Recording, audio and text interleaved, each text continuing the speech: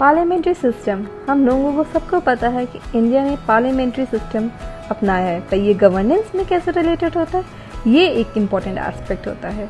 अगर बात करें इंडिया में और इंडिया के गवर्नेंस सिस्टम का, तो पार्लियामेंट्री सिस्टम वो सिस्टम होता है जहाँ पे एग्जीक्यूटिव को अकाउंटेबल ठहराया जाता है to the legislature with regards to their decisions. मतलब हर एक डिसीजन के लिए एग्जीक्यूटिव रिस्पॉन्सिबल होता है लेजिस्लेचर यानी पार्लियामेंट को।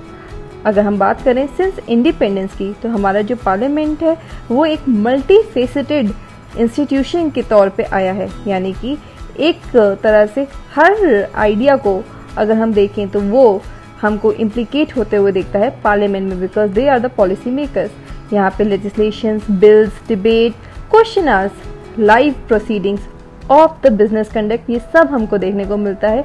और डे टू डे टर्म्स में हम लोग अवेयर रहते हैं कि क्या हो रहा है हमारे पार्लियामेंट में, और इसीलिए ये की पोजीशन होल्ड करता है हमारी डेमोक्रेसी का। और यही एक सिस्टम है जो कि बनाता है हमारी डेमोक्रेसी को अ ट्रूली रिप्रेजेंटेटिव डेमोक्रेसी। अगर पार्लियामेंट की बात करें तो पार्लियामेंट के अंदर 3 एंटिटीज होती हैं। First president, second is the Lok Sabha जिसको हम हाउस ऑफ पीपल भी कहते हैं, एंड थर्ड इज राज्यसभा जिसको हम काउंसिल ऑफ स्टेट्स भी कहते हैं।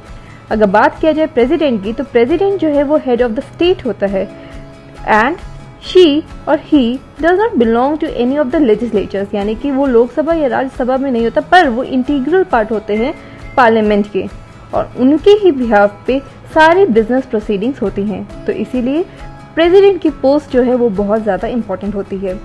और अगर कोई भी बिल पार्लियामेंट में होता है तो उसको एक्ट तभी बनता है जब वो प्रेसिडेंट का एसेंट मिलता है, ये तो हम सबको पता ही है।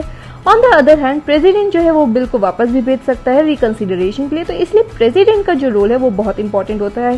हाउएवर द आइडिया इज कि जो प्रेसिडेंट की पावर है और पार्लियामेंट्री डेमोक्रेसी का जो इथोस है या आइडियाज है, उसमें कहीं ना कहीं कॉन्ट्रडिक्शन भी हमको दिखता है।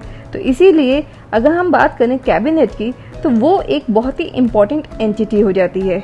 इसीलिए जो एग्जीक्यूटिव होते हैं, जो मिनिस्टर्स होते हैं, क्योंकि वो इतने इंपॉर्टेंट है, इसीलिए उसको कलेक्टिवली हम लोग रिस्पॉन्सिबल करवाते हैं किसको, पार्लियामेंट को इन जनरल एंड लोकसभा को इन पर्टिकुलर।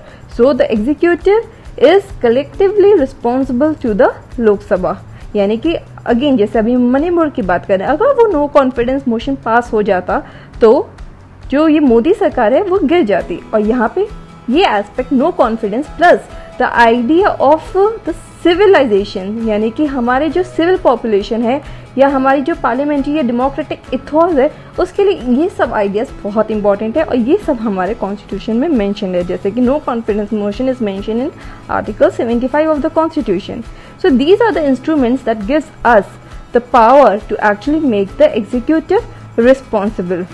और इसीलिए अगर हम बात करें तो सबसे पहला जो नो कॉन्फिडेंस मोशन की डिबेट हुई थी वो हुई थी नेहरू के टाइम पे ही। यहाँ पे जो डिबेट थी वो 21 घंटे तक चली थी, और यहाँ पे वैसे तो वो जीत गए थे, पर उन्होंने यहाँ पे इस बिल पे यानी नो कॉन्फिडेंस मोशन पे कमेंट करते हुए ये कहा था कि डिबेट और डिस्कशन होना डेमोक्रेसी के लिए बहुत इंपॉर्टेंट है।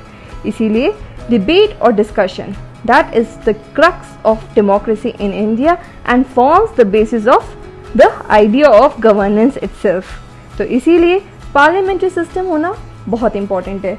वहीं पे अगर हम बी आर अम्बेडकर की बात करें तो बी आर अम्बेडकर ने बोला है कि we prefer for India a system that has the idea of responsibility at its centre, यानी रिस्पॉन्सिबिलिटी को उन्होंने प्रेफर किया ओवर स्टेबिलिटी। स्टेबिलिटी अगर देखा जाए तो वो प्रेसिडेंशियल सिस्टम में होती है जैसा कि यूएस में, पर इंडिया में हम लोगों ने एक रिस्पॉन्सिबल गवर्नमेंट का एलिमेंट लाया because of the kind of population that we have, the heterogeneous element.